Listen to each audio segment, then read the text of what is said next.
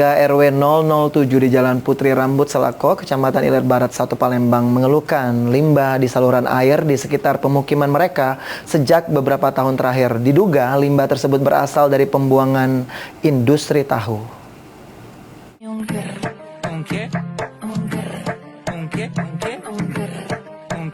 Beginilah kondisi lingkungan di kawasan Jalan Putri Rambut Selako, Gang Kolam Sikam, Kelurahan Bukit Lama, Kecamatan Ilir Barat 1 Palembang.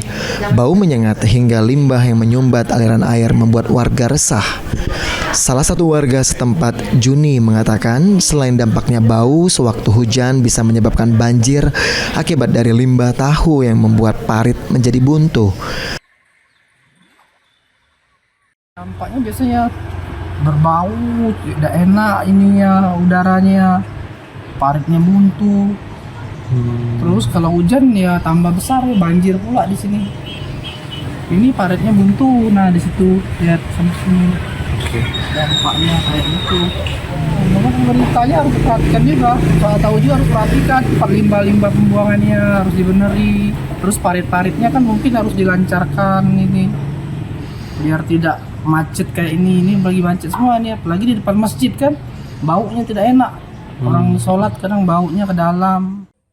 Sementara itu, Ketua RT 20 Tohari mengungkapkan kondisi ini telah berlangsung sejak tahun 2012 lalu.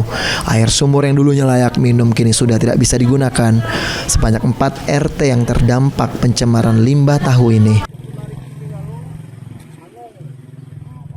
Terasa mengganggu dari tahun 2012. Dari 2012. Karena waktu itu saya minum air, ya, minum air sumur masih bagus. Dan sejak 2012 full itu nggak bisa lagi diminum, udah bau. Jadi pasang pam, ledeng. Nah, jadi bukannya baru, bukan, sudah lama.